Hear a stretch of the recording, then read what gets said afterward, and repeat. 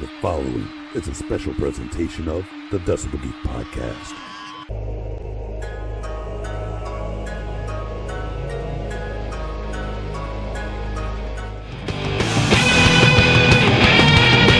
This is the Decibel Geek podcast with Chris Czynszak and Aaron Camaro. If you're asking yourself the question, what hard rock and metal podcast should I be listening to right now? Well, we've got the answer for you, and you found it. This is the Decibel Geek podcast. My name is Aaron Camaro, joined as always by my awesome friend and kick-ass co-host, Chris Czynszak. What's going on, brother? Doing good, man. How are you doing? I'm doing pretty great, man. We had a lot of fun last week. Man, fresh blood. People just came out of the woodworks and loved those bands so much that we played last week. I love doing episodes like that. Yeah, it was a lot of fun. We got to do more of that. It was great to play music again. Yeah, I like that a lot. And so we're doing our thing, turning you on to new bands. You turned me on to a bunch. Man, I'm really excited for the future of rock and roll with what we found last week. But sometimes we like to go back and bring up something that we haven't done in a little while, something that people really like. And so this week, it's the return of Beat the Geek. I hope you guys are excited for that. Chris is going to take on two different opponents today. We're going to see who can take down the geek, if anyone. You feeling up to the challenge? Yeah, sure. We'll see how it goes. Don't sound so enthused. I've learned to be humble about it. Okay, yeah, that's good. So, I guess before we get to the action, we got to take care of our business. And you guys know us. We're always looking and begging and pleading for somebody to leave us some podcast reviews. We work real hard on the show. We feel like we do a good job for you. So when we open up our little folder and we don't see there's any podcast reviews, it hurts us. But nobody's hurting today. That's right, because I've got two great ones right here. First one is an Apple Podcast review. Comes to us from right here in the good old United States of America. It's got all 5 stars on it, just the way I like it, and it's entitled, Oh Yeah. And it goes a little something like this. You guys rock. I feel like I'm sitting with two best friends talking music. I love the dedication to airing the show faithfully. You make Friday night at work more fun. Keep going. And that comes to us from Chrissy Salem. Like I said, right here in the States. That's awesome, man. Touching lives. Love it. Thanks so much. We always have a good time on Friday nights. We're going to be doing something like that again this weekend, or this Friday night, and next Friday night, and onward. And we'll keep doing that for you because you guys seem to be digging it. And we know you love it because you give us the reviews for it. See how that works? Well, that's great because here comes another one. This is a Podchaser review. Look there, pink stars. 1, 2, 3, 4, 5 of them. Gotta love that. All right, this one comes to us from a good friend of ours. This is Rob Webb, and he says this. The joy you guys brought to the podcast world over the past year in particular has been immeasurable. I'm sure there were plenty of people in isolation that you helped just by being there on a weekly basis, lifting spirits and raising morale. Music is the great leveler that can be revered, beloved, and debated in equal measure. And listening to a couple of friends create such a warm, all-encompassing vibe surrounding our favorite subject is an absolute treat. So thank you very much, Chris and Aaron. Consider this a 5+ star review. I'm 10 years in and loving every minute of it. Take care and stay safe. Wow. That one's going in the Podcast Review Hall of Fame. Yeah. That's we need to start one because that's fantastic. Yeah, that really warms my heart reading that. I appreciate that, Rob, and just hearing from you guys means a lot to us. It's not just an ego stroke, although that is part of it. But it is nice. But it's nice to know that that we're making a difference with some people, and we're keeping you company during some hard times because you guys do the same for us as listeners. So we appreciate it. It's just like the hottest band in the land always says. They were trying to make the band that they always wanted to see. We're just out here making the podcast that we think we would enjoy listening to, So it's really nice to know that there's people out there just like us that enjoy what we're doing as much as we're enjoying doing it. Yep. And our other favorite people, the Geeks of the Week, these are the people that shared on Facebook and retweeted on Twitter. The last episode we did, the Fresh Blood episode. I feel good about that, man. we got a lot of great response to a lot of the awesome bands we played. Yeah, I want to do more of that because, like, it's fun to spin a deep track from LA Guns, but it's even more satisfying to turn people on to new bands. Yes. So Geeks of the Week this week are Adam Cox, Pantheon Podcast, Kevin Williams, The Bakery Podcast, Aaron Baker, John Phillips, Kevin Williams, Keith Rockford, Joseph Capone, Rob Webb, The Rock and Metal Profs Podcast, Jay Shabluski, Jay Hargett, Simon Catt, David Glenn, Jeffrey Mendenhall, Mike Parnell, Sit and Spin with Joe, Mark Alden Taylor, Mark and Jerry BS Sessions, Wayne Cross, Decibel Geek TV, Good Old Rock and Ron Runyon, Anxiety Descending, Eladio, The Rock Spectrum, The Plug Podcast, and as always, The Mooger Fooger. Nailed that one. I'm leaving it that way too. It sounded good to me. We'll see how that comes back in the final edit. Oh, man. So let's get everything out of the way so we can get to the contest today. We're going to tell you about Rockin' Pod real quick. That's coming up on August 6th through the 8th right here in Nashville, Tennessee at the Hilton Hotel.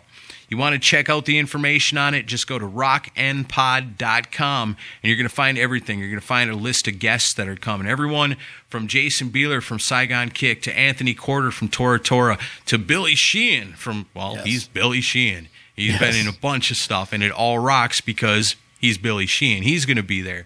Who else? Paul Taylor from Winger. Mm-hmm. Help me, Chris. Who else? Our good friend Drew Fortier, Ron Keel. Yeah. Oh, yeah, Ron Keel, duh. Yeah. Walter Egan, and then, of course, the three comedians that are coming, Courtney Cronin Dole, Don Jameson from That Metal Show, and Craig Gass. And I've got some more announcements coming up very, very soon that I think are going to excite some people. Right on. That's very cool. And I've been seeing on the Facebook a lot of the announcements coming up for all the different podcasts that are going to be there.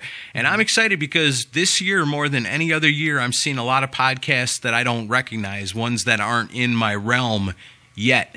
Because now I see them that they're registering for Rockin' Pod, I know that's the kind of podcast I want to check out. So I'm going to start checking out some of these podcasts for the first time because we got more new ones than ever showing up at Rockin' Pod to be a part of it, which is, I think that's really cool. It shows the growth of podcasting and rock music podcasting in general so much over the years. Also, quite a few like internet radio streaming shows are coming this year, which is it's really becoming a thing again. And I think part of that is because of the copyright battle that podcasts have to deal with, like us. If you get an internet streaming license, you can play the music. So it's kind of becoming more in vogue to have some streaming shows now. Yeah. Makes sense. We have a ton of new arrivals this year. So we got some really cool vinyl vendors, and we've got some.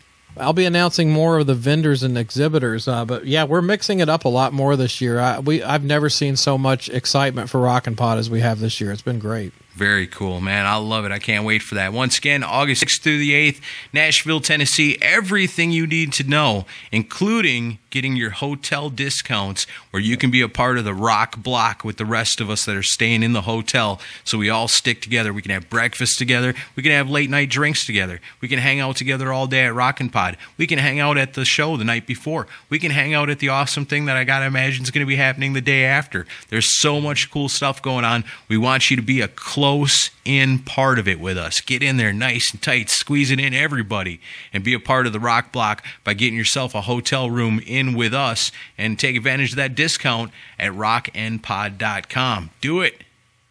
Anything else? No, I think we're ready to play some games. All right. Check out Decibel Geek TV over on the YouTube. Check out Facebook. We got a page on there. We've got a group called the Decibel Geek Community you can get in on. We're a part of Pantheon Podcast. We love that. Yeah, I'm ready to play some games. So people love this, and we haven't done it for a long time. So I thought, what a great thing to do this week. Let's bring it back. It's the return of Beat the Geek. So what I did is I went out and found two worthy opponents for you, Chris Sinzak, and you're going to face one, and then you're going to face the other. And these guys are good. They know their stuff. Longtime podcasters and longtime friends of both of ours. So are you ready for me to introduce you to your very first opponent? Yeah, bring him on. I'm not worried. He's a longtime friend of ours. He's been on the show more than once that I can think of. At least the one time. It was we did the Australian rock bands, and that's still one of my favorite episodes. Talking about from Growin Up Rock, our friend Stephen Michael. Welcome to Beat the Geek. What's up, fellas? Thanks for having me. For a change, it's not Hollywood Poonie, so that's a nice change-up. Good job. Thank you. Thank you. See, when we decided we were going to do this, I had to come up with 2 opponents for Chris, and my reaction was, okay, who haven't I talked to in a long time that I really miss a lot? And you were number 2. Well, it's better than being number 3. That's right, and that's because Sonny Pooney wasn't available. Exactly. That's about par for the course. That is the story of my life. Well, and I made it clear to Aaron that you don't get any Van Halen questions, but we'll see if you don't get any Thin Lizzy or Kiss questions, so it's all right. Oh, you're getting Kiss questions. Oh, jeez. Bring them on. Oh, shit. One thing. I got to grab me a piece. It's been a long time since we've done this. I haven't got a piece of paper and a pen to keep score. Yes. Super professional setup. That's what editing's for. I'm ripping open a cardboard box to be able to. Awesome. Okay. 10 years later, and we're still That's having magic. trouble. Podcasting ain't perfect. All right, so I've got my scorecard. I'm ready to rock.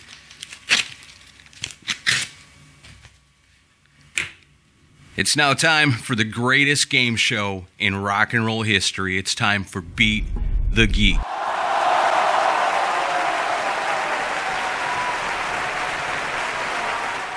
You guys know the rules, or maybe you don't. It's been a long time. Let's see if I remember. I'm going to ask a question of each person participating. Chris is the geek, so he gets to go first. I'm going to read the question. And give 4 choices. But before I give those 4 choices, I'm going to ask Chris's opponent, Steven, if he thinks Chris knows the answer or if he wants to bet against him. Steven will choose. He'll say, well, he probably knows that. Or he'll say, nah, there ain't no way. I'm going to bet against him. So then I'll go back to Chris. I'll give him the 4 choices. He'll make his decision. If he's right and he was bet against, he'll get 2 points. If he's correct and he was not bet against, he'll get 1 point. However, if Steven bet against him and Chris gets it wrong, then Steven gets the point. Pretty easy, right? Not too hard. Yep. Yeah, I'm sure I'll keep up with all that. Well, good thing I'm the host, the judge, and the scorekeeper. You just relax and concentrate on the questions. So here's the first one, and it goes to the geek. Which was the first Aerosmith album to reach number 1 on the U.S. Billboard album charts? So now, Steven, I got to ask you, it's Aerosmith. Do you think Chris knows the answer? Or do you want to bet against him? Chris is going to be guessing at this at best, but he knows his Aerosmith pretty well, so let's see if he guesses right. Was that an insult or a compliment? It's both, actually, I guess, the way you look at it. I don't think you're going to know the answer. I think you're going to be guessing the same as me, but I think you know your Aerosmith, so let's see if you guess right. I'm not going to bet against you on this. Okay, Chris, you are not being bet against. Steven thinks you probably are going to get it. Choices are Permanent Vacation, Draw the Line, Pump, or Get a Grip. The first one they had number 1 on the Billboard charts? Yes, in their whole career. I'm going to say, as well as I think a lot of their 70s stuff did, and Permanent Vacation did good, but it was kind of their real big comeback, I'm going to say Get a Grip. That is correct. Boom. Nice. Yep. Number 1, the first one ever for Aerosmith. I can't believe it. Out of all those great albums over the years, they finally get to number 1 with Get a Grip, which is, it's all right, I guess. So, Chris, you were not bet against, but you got it right. You get a point. Brings you up 1-0. Good way to start the return of Beat the Geek. Yep. All right, next question. This one goes to you, Steven. Legendary drummer Greg Bissonnette's 2000 album Submarine features guest appearances from some of the greatest guitarists in rock. All of the following except, you got 4 names, 3 of them belong, 1 does not. Chris, do you think Steven's going to figure it out? Well, Greg's tied to David Lee Roth, and David Lee Roth is tied to Van Halen, so I'm thinking he probably knows this, so I'm going to not bet against him. 3 degrees of Van Halen makes Chris not want to bet against you. So, your choices are, he had a bunch of rock guitarists on this album. A lot of them were awesome. These are 4, but one of them doesn't belong. Steve Vai, George Lynch, Steve Stevens, Richie Kotzen. Which of these ones does not belong? First of all, Greg Bissonnette's solo album. Did he actually have a solo album? How the hell am I supposed to get this? Good Lord, people. He's had several solo albums, I'll have you know. And by the way, out of David Lee Roth's solo band, you give me Greg Bissonnette? Really? Couldn't be talking about Sheehan or Vi. You had to talk about Greg Bissonnette. Hey, he could have given you Brett Tuggle's solo album. I was thinking the same thing. At least we know who Brett Tuggle is. Good Lord. Oh, man. All right. So one of them doesn't belong. Give me the 4 again. Steve Vai, George Lynch, Steve Stevens, Richie Kotzen. That's really tough, man. All those guys seem like they would do. I mean, dang, George Lynch plays with every freaking buddy. I'm going to guess out of all those, I got 2 guesses. Both of them are wrong. I don't know. I'm going to guess George Lynch. That is correct. God, dang. Good Steve job. Vai, Steve Stevens, Richie Kotzen, and even Joe Satriani are on that album. So, I need to check you that got out. it right. You were not bet against, but you get the point. Very good. Good start, guys. That was pure guesswork, I'll assure you, because let me just tell you, George Lynch plays with everybody. Right, yeah. But not on that one. You found the one record you didn't play on. There's an album George Lynch didn't play on. I was like, whoa, that's a trivia question. Nice. I don't know if there's ever been a Beat the Geek where both contestants come out firing and get the first 2 correct. This is awesome so far. And as we know, Beat the Geek really is kind of a guessing game. Oh, yeah. All right. So, next question goes back to Chris. Famous producer Bruce Fairbairn is known for his successful work with Aerosmith, AC/DC, Bon Jovi, Poison, and countless others. At the time of his passing in 1999, he was almost finished producing an album by this band. So, Steven, Chris knows a whole lot about rock and roll. Do you think he knows the answer to this, or do you want to bet against him? I do think he knows the answer to this, and I wish I did because I know that I've heard this before, and I can't remember what the answer is. But go for it. All right, you're not being bet against. Your choices are these: The Black Crowes, L.A. Guns, Lynyrd Skynyrd, or Yes. I'm almost positive it was Yes. Yes, that is correct. Yes. Awesome. And that was not what I was thinking. So, What'd you think it was? I don't know. I can't remember, but that didn't ring any bells with me. Yeah, the album was called The Ladder, and they were actually in the mixing phase of it, so the album was able to be released, but he passed away before its completion. Man, he did a lot of albums I really like a lot. Yeah, he did. A lot of stuff. And he did the worst Kiss album ever made. Yep, that's too bad about that one. That's why I didn't list them when I was reading down his accolades, and, well, don't bring up Kiss in this case. Well, it wasn't his fault. The production sounded great. It's just too bad the song sucked. All right, this question now goes back to Steven. We're off to a good start here. Not a question missed. Let's see if we can keep it going. I love this question. This might be my favorite one. All of the following statements about Ministry founder Al Jorgensen are true, except I'm going to list 4 things. 3 of them are true. 1 of them is made up. And Steven's got to figure out which one is bullshit. Chris, do you think he knows it, or do you want to bet against him? I'm going to bet against him on this one. Now the stakes have risen. Extra point is on the line. Steven, your choices are this. He dated Sean Zolt from White Zombie. He beat up R. Kelly. He got kicked out of the Grammys for heckling Beyonce. He stole drugs from Nikki Sixx. One of these things is made up. Which one is it? Al Jorgensen. That's an interesting character. I don't know a ton about Ministry or Al, but I know just enough to be dangerous. And wow, that's some. I guarantee you that he probably stole drugs from Nikki Sixx, so that one's probably true. Dated Sean Zolt, okay. Beat up R. Kelly and the heckling of Beyonce. I'm going to narrow it down to those two. One of those things. I'm betting. I'm looking for one thing that's not true, correct? Correct. Okay. Shit. I don't know. Beat up R. Kelly. No, actually, Al Jorgensen beat up R. Kelly one time. Did he try to piss on him? That's why. You know, it's funny. R. Kelly is known for pissing on things.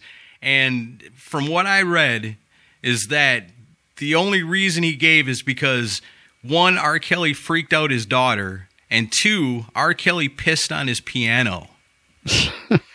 Dang. So which one wasn't? Which one real. Wasn't true? He did date Sean Zolt from White Zombie. After years of being nominated and never going to the Grammys, one year he decides he's going to go. And when he sees Beyonce and Rascal Flatts sitting near him, he can't help but give him shit until they kick him out. But he never stole drugs from Nikki Sixx. Damn it. So you got it wrong, and Chris bet against you. So Chris gets the point. All right. Yeah, betting against you can come in handy sometimes. That's a pretty good question, though, huh? It makes you want to go read Al Jorgensen's book. So that brings the score up 3-1. Chris is in the lead, and the question is his.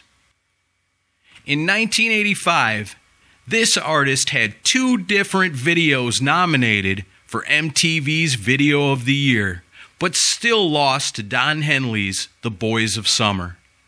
Steven, do you think he knows who this person is, or do you want to bet against him? I'm going to not bet against him. All right, Chris, you're not being bet against. Man, I got 2 videos up for nomination. Surely I'm going to win, right?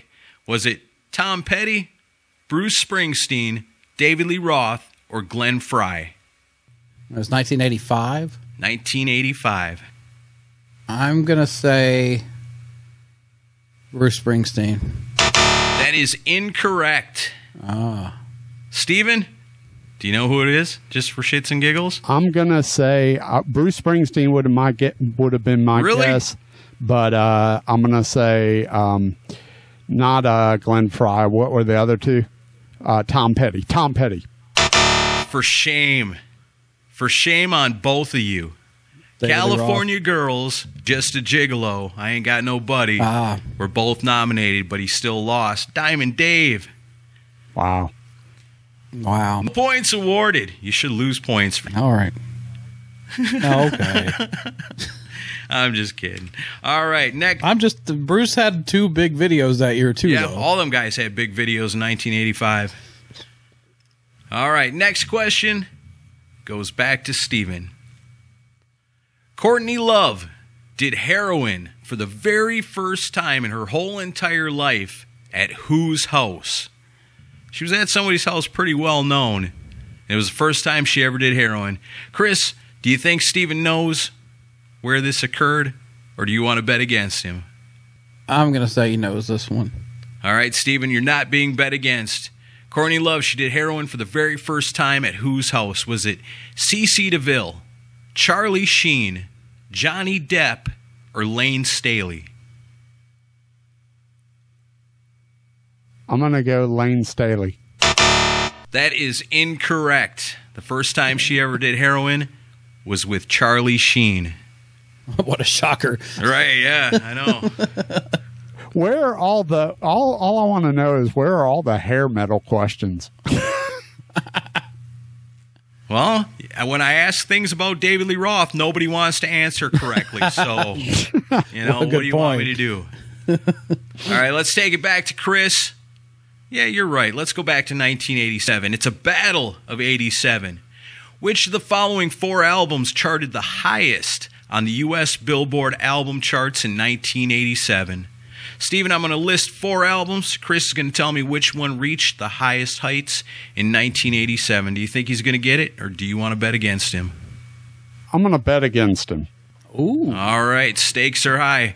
Battle of 87, who went the highest? Was it Whitesnake, Self-Titled, Motley Crue, Girls, Girls, Girls, Def Leppard, Hysteria, or Pink Floyd, A Momentary Lapse of Reason? It's either between Def Leppard or Pink Floyd. It's got to be. I'll say Def Leppard. That is correct. Damn it. That would have been my guess as well. And these were all top albums. Whitesnake and Motley Crue both peak out at number 2. Pink Floyd hits number 3. But Hysteria was the only one of the bunch to go to number 1. Yeah, it was huge. So, Chris got it correct. Andy's bet against. So he gets 2 points, man. He's pulling away. The score is 5-1. Ooh. 5-1. He's killing me. If you know anything about Beat the Geek, you know that things can turn around very quickly in the Kiss round.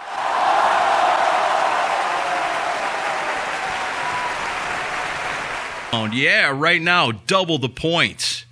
Yeah, the Kiss round, double the points with the Kiss expert on. You better start throwing me some softballs, Camaro. I love you, Steven. Can't do it, man. The Kiss questions I've been trained to make extra hard. So here's your Kiss round question. All right. In the official music video for Turn on the Night, Gene Simmons is wearing a T-shirt with what animal on the front? Chris, It's the Kiss round. It's double the points. That's a crazy random question. But do you think he knows the answer? Or do you want to bet against him? Well, I'll tell you what. I'm a Kiss expert, and I don't even know this one. I'm not going to bet against him because for some reason I have a feeling he's going to guess right on this one. Wow, I actually found a Kiss question that would have stumped Chris. I didn't even know he had an animal on his shirt. You're not being bet against. Your choices are a wolf, a dragon, an eagle, or a tiger. Oh, I know it now. Never mind.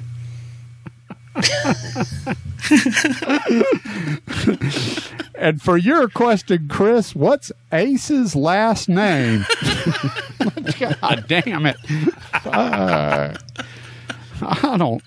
I have no clue. I can't even tell you the last time I saw that stupid video. I'm going to guess. Wolf, dragon, eagle, tiger. A wolf. No, it's an eagle. Chris is right. You said you didn't know. Once you set off the names, I remembered the eagle shirt that he had. All right. Well, yeah. Chris knew it after all. But you didn't. But he didn't bet against you. In the Kiss round, what could have been 4 big points is 0 for nobody. Oh, and Stephen Ace's last name is Fraley. Yeah, thanks. Hey, quit spoiling the upcoming questions. Okay. But no, seriously, I figured if I was going to give Steven a crazy-ass question like that, you would deserve one too. So, okay. In the official music video for Hide Your Heart, Paul Stanley is wearing a T-shirt featuring this famous person. Steven, it's the Kiss round. Chris knows everything, I guess, but you've only got 1 point and he's got 5. Do you want to bet against him? Sure, because I got nothing to lose. You got nothing to lose. All right, Chris, here are your choices for Paul Stanley's T-shirt. Is it Steve McQueen, John Lennon, Elvis Presley, or Marilyn Monroe? It's Marilyn Monroe. That is incorrect. Oh, shit. Who is it? Elvis Presley. Oh, the King. I got it wrong. So you got it wrong. All right, so coming out of the Kiss round, the score is now 5-3. Steven brings it back. You got to love that. Only 2 questions remain.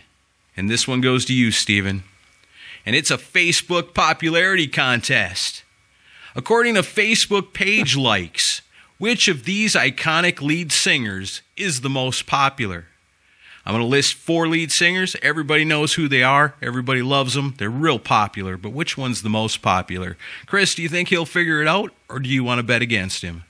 I'm playing it safe. All right, Steven, you're not being bet against. Who's the most popular on Facebook? Is it Bret Michaels, Sebastian Bach, Mike Patton, or Dee Snider?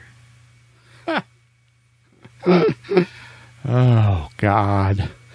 Well, I'm definitely going to say that it's not Mike Patton. That would be awful. Oh,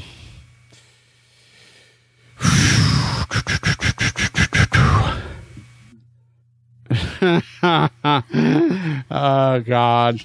I'm gonna say Bret Michaels is the most popular. That is correct. Wow. Bret Michaels got 1.7 million likes. Sebastian Bach's got about 918,000. Mike Patton, 895,000. Dee Snider, 495,000. Yep, Bret Michaels most popular. You weren't bet against, but you got it right, so you got a point. And now the game is in within 1. And we're down to this final question. And it goes to Chris with the game on the line. Bon Jovi was sure popular in the 80s. All the following songs hit number 1 on the U.S. Billboard singles charts, except... So I'm going to list 4 songs. 3 of them went to number 1. 1 of them did not.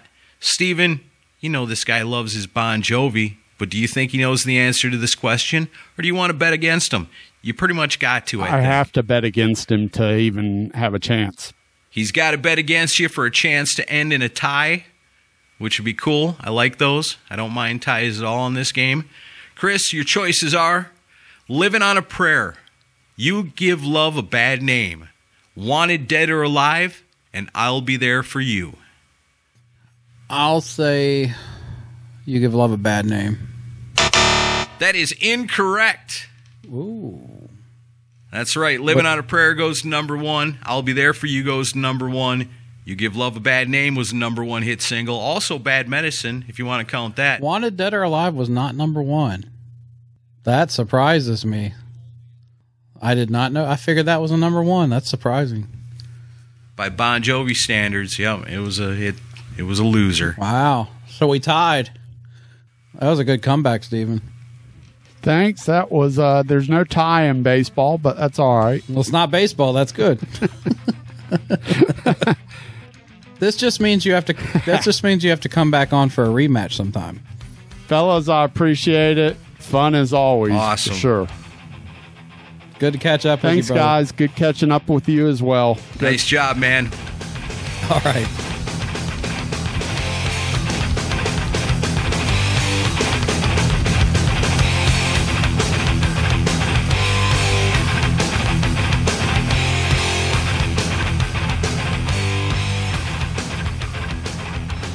All right, here we are back for round 2 of Beat the Geek. We're doubling it up this week, having a good time with it, bringing it back. You guys love it. We've already had one matchup that ended in a tie, which was great, man. What a classic that was. But we've got a new challenger for the Geek. This is a man, he really needs no introduction, but I'm still going to tell you who he is. He's one of the longest-lasting podcasters out there. He's the man known as the podfather of rock podcasting. He is the host of about 187 different podcasts, and we love him for each and every single one of them. The one and only, you know him, you love him, the podfather, Ken Mills. Welcome to Beat the Geek. A round of applause from myself for myself. Thank you for having me. Thank you for remembering me. It's there. Hey, all right. There we go. There we go. That's it. Now all we need is like the match game or da da da da da da, that kind of a thing.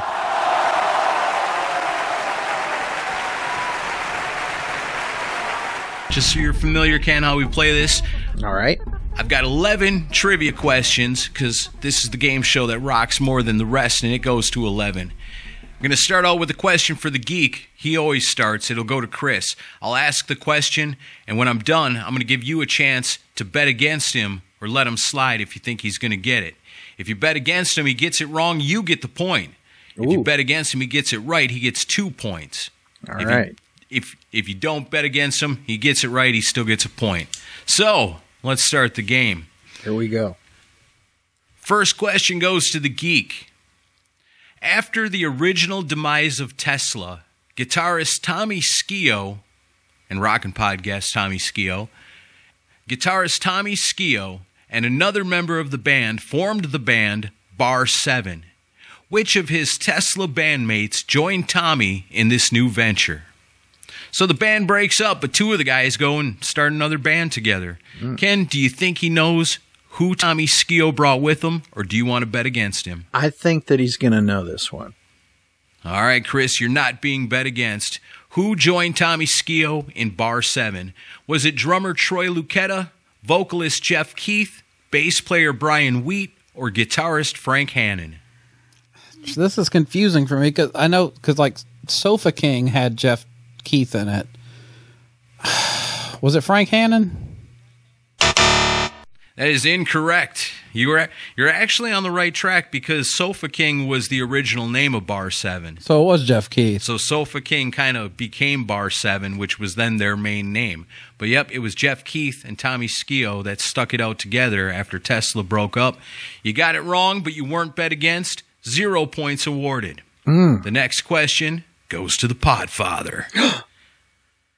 Before the passing of Tom Petty in October of 2017, Tom Petty and the Heartbreakers played their final show at the Hollywood Bowl. What was the last song that Tom Petty ever performed in concert? Chris, I'm going to give him 4 choices, 4 different Tom Petty songs. We're figuring out which was the very last song Tom Petty ever played live. Do you think Ken knows the answer, or do you want to bet against him? I'm going to be bold. I'm going to bet against him this time. All right, Ken. He missed the first question. He's hungry for points. He's betting against you. Your choices are American Girl, I Won't Back Down, Learning to Fly, or Don't Do Me Like That. So out of those 4 choices, because I would have thought that he might have went with the Byrds, So You Want to Be a Rock and Roll Star, because he always loved that song. It's a good song. So give me those again real quick. American Girl, I Won't Back Down, Learning to Fly, Don't Do Me Like That. All right. It's either going to be between American Girl or the second one. What was the second one? I Won't Back Down. I Won't Back Down. I would say I Won't Back Down would sum up his career. On the other hand, he might not have a career for American Girl, right? So we're going to flip the coin of destiny. Here we go. Just pick one, Ken. Okay, it is the second of those 2, not American Girl, but I Won't Back Down. That is incorrect. You should have went with your inner feelings. The answer is American Girl. Last song Tom Petty and the Heartbreakers ever performed live. Now, Chris did bet against you on that one, so he gets your point. Yay. Scores 1-0. I feel violated. Just wait. Hot. Iron Butterfly is known for being one of the biggest one-hit wonders in hard rock history for their 1968 hit song, In-A-Gadda-Da-Vida. But who was the lead singer of Iron Butterfly?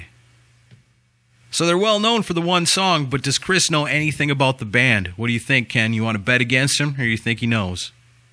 He may know something about the band, but he doesn't know the lead singer. All right, Chris. And I'm going to say this, that before COVID started, they were playing In-A-Gadda-Da-Vida, and that song's so long, and they're still waiting to finish it. That's a long song. Long times. All right, Chris, you are being bet against. Your choices are Rod Evans, Tim Bogert, Eric Bann, or Dickie Peterson. Who is the lead singer of Iron Butterfly? Eric Bann. That is correct. Wow, total guess. Yeah. Dickie Peterson was from Blue Cheer. Tim Bogert from Vanilla Fudge. Rod Evans was the original singer of Deep Purple. Eric Bann, we learned something today, was the lead singer of Iron Butterfly. You got it right, and you were bet against. So, 2 for Chris. 2 for Chris, bringing the score up 3-0. All right. All right, next question goes to Ken. We got a little ways to go. This can turn around anytime. This legendary guitarist is personally responsible for recommending and introducing Jimi Hendrix to the right people who would end up turning him into a megastar. Chris, without this guy, who knows if we'd even ever talk about Jimi Hendrix? But he made it happen. Do you think Ken knows who it is, or do you want to bet against him? I think he knows this one. All right, he's playing it safe. He's not betting against you. Who helped out Jimi Hendrix so much? Was it George Harrison, Michael Nesmith, Keith Richards, or Chuck Berry? I'm ready to log my answer, and I'm going to say it's Chuck Berry. That is incorrect. Correct. It's Keith Richards then. That is correct. But it's too late. That was the you other, don't get the point. Yeah, I know. Well, Chris didn't bet against you. No points awarded. Oh, I can't get a break. We'll keep trying. I didn't bet against you. That's a break. But I do come with my own sound effects, so, beep, boop, beep. So there you go. Next question goes back to Chris. Aerosmith, Ozzy Osbourne, Cheap Trick, Journey, and Tora Tora have all collaborated with this Nashville-based acclaimed songwriter. Ken, do you think he knows who it is, or do you want to bet against him? I'm going to say he knows who it is. All right, Chris, you're not being bet against, and your choices are Taylor Rhodes, Desmond Child, Marty Fredrickson, or Jeffrey Steele. Who worked with all those guys and even Tora Tora? I believe it's Taylor Rhodes. That is correct. Yep. Point goes to Chris. All those guys, Nashville acclaimed songwriters, but that Taylor Rhodes does a lot of stuff with a lot of people.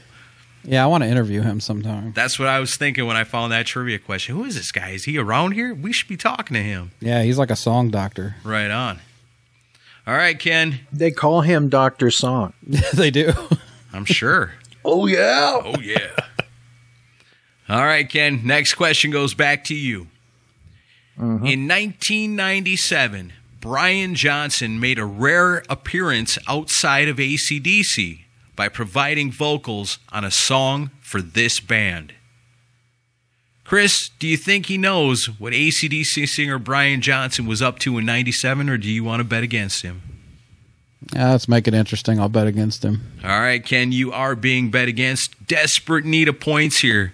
In 97, Brian Johnson appears with this band, and your choices are Overkill, Slaughter, Gwar, or Jackal. Gwar would seem like that would be the guess, because that's out there. But I'm going to go with Jackal. That is correct. Brian Johnson appears on the song Locked and Loaded on the 1997 album Cut the Crap. Now, And when he was reached for comment about it, he said, so there you go. got you some points, though. You were bet against. That gives you 2. So you're bringing it back 2-4. Not bad. We got a game here, folks. All right, next question goes back to Chris. And it's a battle of 1972. Which of the following albums charted the highest on the U.S. Billboard album charts of 1972? Ken, I'm going to give him 4 albums. He's going to tell me which one reached the highest heights of 1972. Do you think he knows what it is, or do you want to bet against him? I'm going to bet against. I'm going to bet against Chris. This is Ken's chance to bring himself one step closer to creeping back into this game a little bit more. But you got to figure out which one of these 4 albums was the best on the charts in 1972. Was it ZZ Top, Rio Grande Mud, Alice Cooper, School's Out, Black Sabbath, Volume 4, or Pink Floyd, Obscured by Clouds? That's a total guess. I'd say Alice Cooper, School's Out. That is correct. Wow. School's Out reached number 2 on the charts. Black Sabbath, second closest at 13. Pink Floyd reached 46, and ZZ Top didn't even crack the top 100, but they were at 104. So Chris got it right, and he was bet against. So that's 2 points for Chris, pulls him out even further in the lead. Score is now 6-2. Ooh. However, as we found just the very last time that we played this game, a lot can change when it comes to the Kiss round.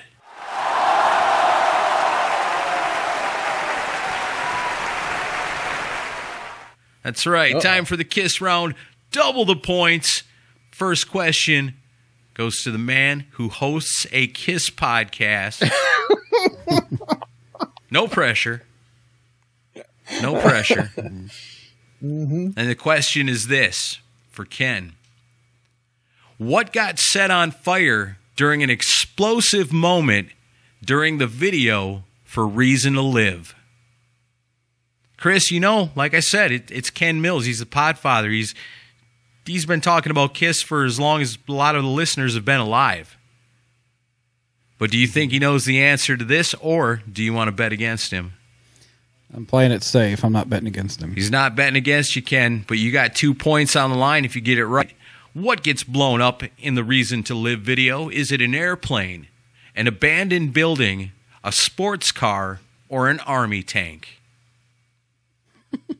It's supposed to be a sports car, but it was really a model. Yeah? Well, that's judges. We'll accept that. That is correct. It's only a model. I actually worked with the woman who set it on fire. Oh, really? Yeah, Eloise Brody, who was married to Jean-Paul Mitchell.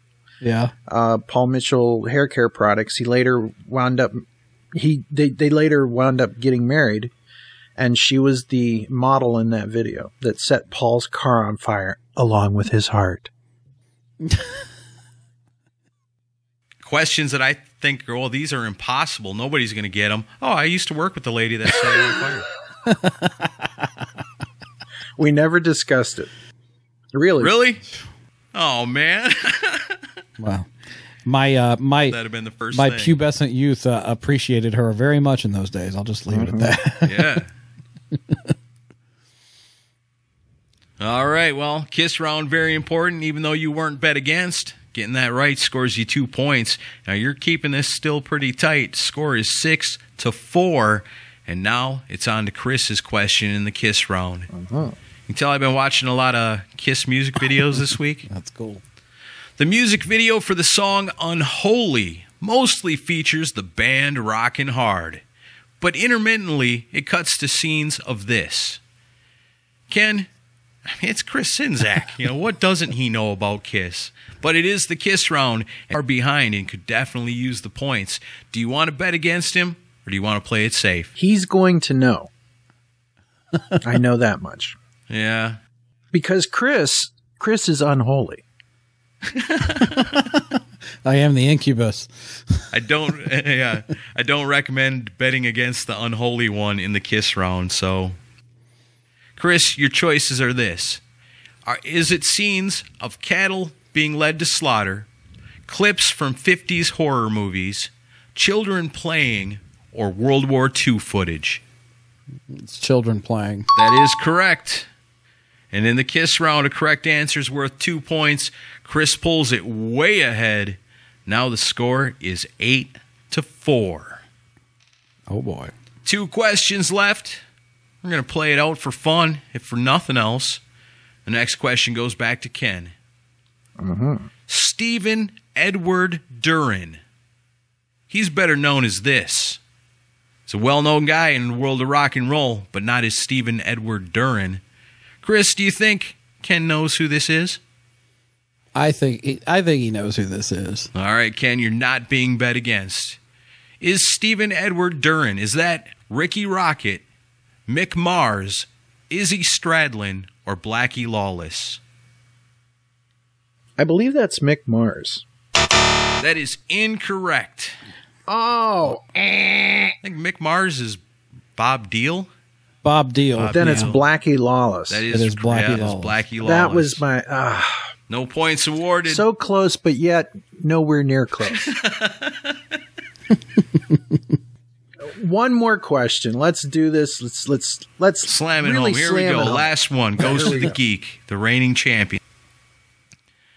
After the demise of the band Brother Kane in 1998, members Damon Johnson and Roman Glick would go on to form this band. Ken, you might as well bet against him. I mean, he ain't got nothing to lose. I'm going to bet against him because, as you say, we've got nothing to lose. But I doubt that the guys that were actually in that band even know the answer to this. Maybe, but Chris Sinzak's probably got a pretty good chance of knowing it. All right, Damon Johnson, Not sure Roman on this Glick, one. Brother Kane's done. They're going to go form this band. Is it Iced Earth, Moonspell, Slave to the System, or Stradivarius? I think it was Slave to the System, wasn't it? That is correct. Nice. That is correct. And with that brings the final score. The Geek reigns supreme over the Podfather, 10-4. And you know, Chris, not only are you the geek of the week right here, but you are also a powerful and attractive man. Thank you very much. Not Gene. That's me. Oh, it's so good to do this with you. Sorry I had to beat you. We'll just have to do it again. Yes. Come back for a rematch. All right. Well, we'll see you all, and thank you for having me on this episode.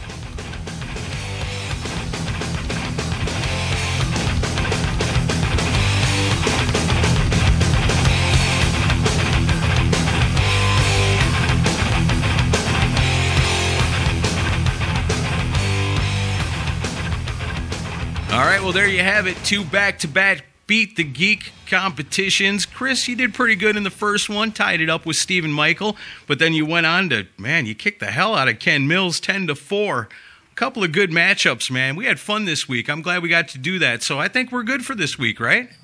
No, we're not done yet. What do you mean we're not done yet? Well, it's now your turn to be the contestant. I've got a competitor on the line ready to take you on. Oh, really? Yeah. It is now time for Beat the Geek Aaron Camaro edition.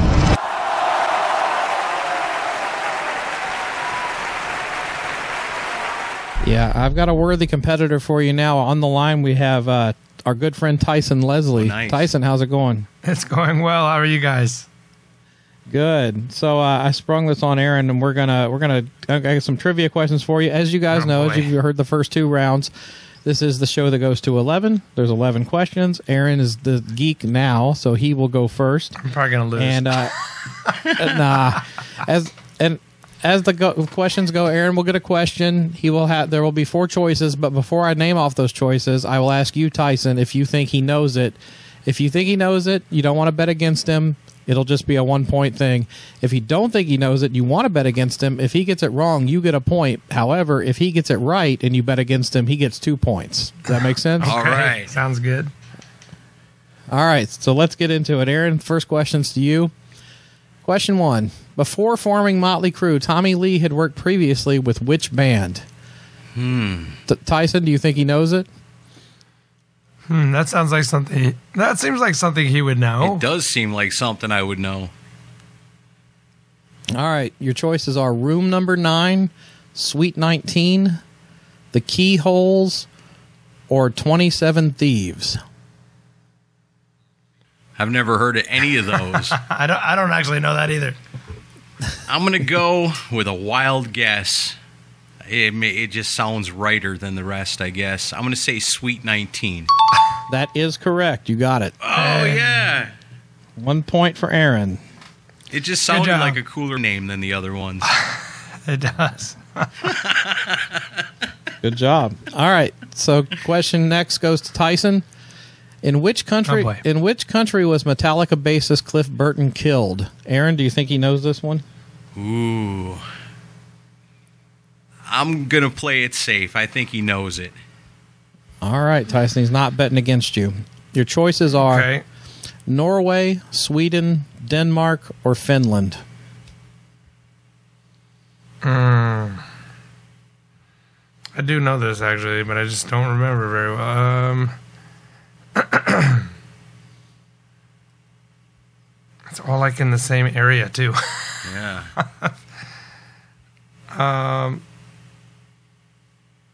I'm going to go... What was it again? Norway, Sweden, Denmark, or Finland? I'll go Sweden. That is correct. Yay, me. All right. So we're tied at I'm one. glad I didn't bet against him. That was one, too. I was like, I know this, but then you read them. I was like, maybe I don't. Yeah. All right, question goes to Aaron. Which keyboard player provided synthesizer backing on Space Oddity by David Bowie? Tyson, do you think Aaron knows this? I'm going to go with no on that one, man. Oh, he's betting against you, Aaron. All right. Your choices are John Lord, Rick Wright, Rick Wakeman, or Don Airy. David Bowie. I'm gonna say Rick Wakeman. Wow, that is correct. Yes. Look at Aaron with the keyboard knowledge. Nice. Yes. And Tyson bet against you, so 2 points awarded. The score is now 3-1, Aaron. Balls. All right. Next question goes to Tyson.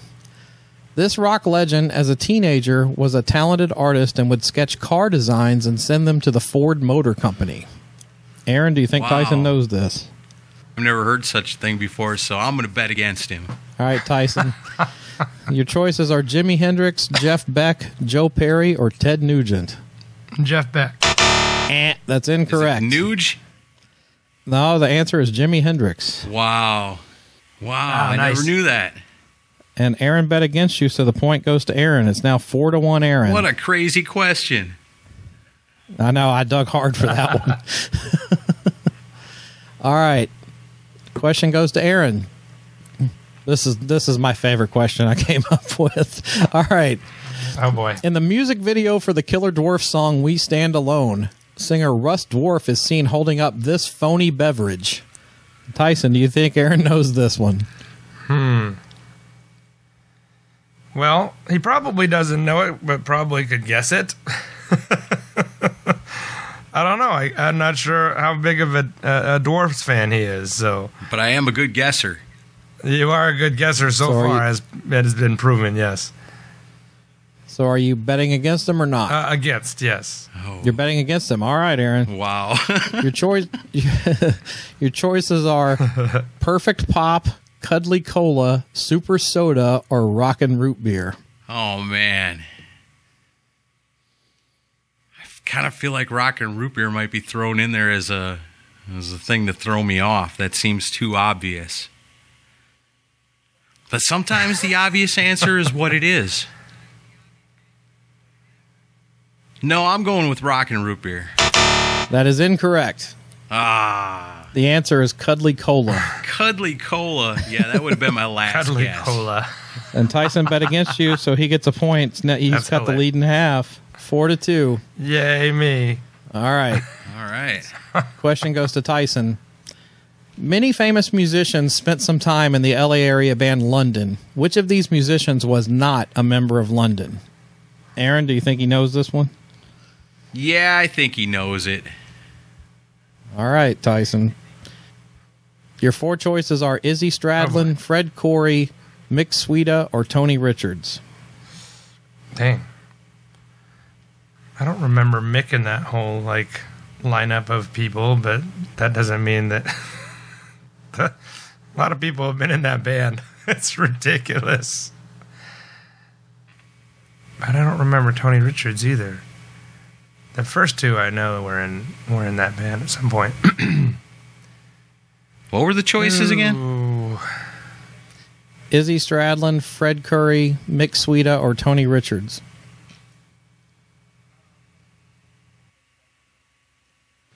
I'll go with Mick. I definitely That don't is remember correct. being in that, but yay.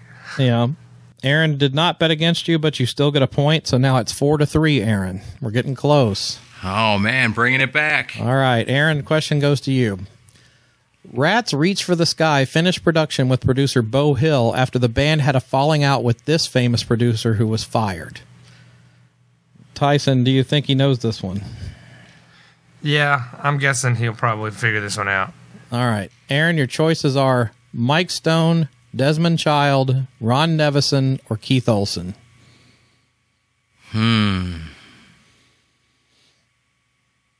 I I don't know this for sure. I thought I did, but I guess I don't. I was hoping the names rattle something loose.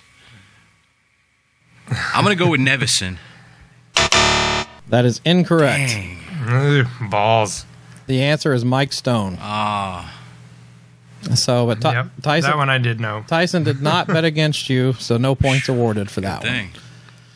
one. But things can change on a dime because it's the kiss round. Double the Oh point. boy.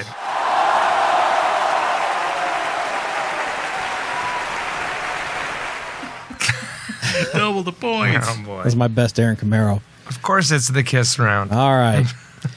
Question goes to Tyson. Here's your Kiss question. Before starting Kiss, Gene Simmons tried out and was rejected by this group. Aaron, do you think he knows this one? No. All right, Tyson, he's betting against you. Gene Simmons tried out and was rejected by this group. Your choices are Poco, Mountain, Steely Dan, or Cactus. Wow. Interesting. What was the second one? Mountain. Oh, I never knew of any of this.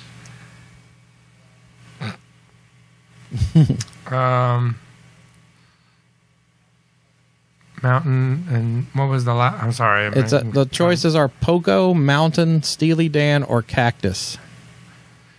Yeah, I bet it's either, I'm going either Mountain or Cactus, but I gotta pick one. I don't even know who's Poco. I don't even know who that is. 70s band. Right.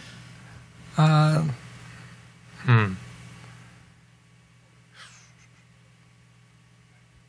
go with let's go with Cactus, I guess. I know it's probably not right, but That is that's my incorrect. Aaron, did you bet against him? I can't remember now. I did bet against him. Oh, boy. The answer is Steely Dan. Really? No way. Yes. That's hilarious. Wow. Gene answered a newspaper ad auditioning for guitar players, actually. Tried out for guitar for Steely Dan, and he got rejected. Hilarious. That's such a weird thought. Yeah, So Gene Aaron- Simmons and Steely Dan. Yeah. So Aaron As a bet, guitar player. yeah, Aaron bet against you. That means Aaron gets 2 more points. Balls. Yeah. So it's 6-3. And actually, well, fun fact that you may not know, do you know what famous comedian / actor was connected to Steely Dan in the early days? Chevy Chase. Nice. Yeah. He worked with, Right. they weren't called Steely Dan at the time, but yeah. He I can imagine Hey 19 would have ended up a lot like Domino. All right. So, all right, Aaron, it's your turn for your kiss room. Kiss room. Matt Porter makes an appearance. Your time for your kiss round question. All right. All right. Which Kiss member co-wrote the song "Don't Leave Me Lonely" for Bryan Adams' "Cuts Like a Knife" album? Tyson, do you think Aaron knows this? I think. Yeah. You're such a good guesser. That's the problem. I don't know if you know it, but you could probably guess it correctly. So I'm going to say yes. Your choices are Paul Stanley, Eric Carr, Vinnie Vincent, or Gene Simmons. My first instinct would say Gene Simmons because Bryan Adams had a hand in a lot of his songs. But Vinnie Vincent wrote a lot of songs for a lot of different people. But I don't remember ever hearing that. I don't know about Eric Carr. I don't know. I guess I'm just going to go with my first instinct and say Gene Simmons. Damn it. That is incorrect. Dang. The answer is Eric Carr. Oh, wow. Eric Carr co-wrote that song with Bryan Adams and Jim Valance. That's pretty cool. Yeah. So, Is that like the Bryan Adams song with best drum solo? yeah. So no points awarded for that kiss round question. Score remains 6-3. All right. All right, question. Tyson, this will be your last question. Okay. This band appeared as a fictional rock band in the Tom Hanks movie The Money Pit. Aaron, do you think he knows this? I'm going to bet against him. Okay. All right, Tyson. Your choices are White Tiger, Zebra, White Lion, or LA Guns. Read those back again. White Tiger, Zebra, White Lion, or L.A. Guns. But they were a fictional band, not under their... No, they weren't. They weren't called their real band name in the movie. I want to say, I kind of remember that in a way. I'm going to go with White Lion. That is correct. Oh, wow. I would have got that wrong, too. And did you bet against him? I did bet against him. Oh, Hooray. All right, 2 points goes to Tyson. It's now 6-5. So we got a close game here going into the last question. So he's got 6 and I got boy. 5? No, you have 6 and he has Oh, okay. 5. All right. Okay. Right, So it really does come down to this. It does. All right, Aaron, last question. The American director Rob Reiner went to see this band in concert as part of his preparation for making the film This Is Spinal Tap. Tyson, you might as well just go ahead and bet against him so you have a shot here. Sure, yeah. Your choices are Judas Priest, Iron Maiden, Black Sabbath, or Motley Crue. Oh, man. Making the movie Spinal Tap. You got to go see somebody. I know the Stonehenge thing comes from a Sabbath story. Like, I don't think it's Crew. I think it's one of the other ones. It seems like it would be more of a fit, would have been more inspirational to that movie. Oh, man. I don't know. I'm going to say... That's just a guess. I'm going to say Iron Maiden. That is incorrect. Oh! Hooray. It was actually Judas Priest.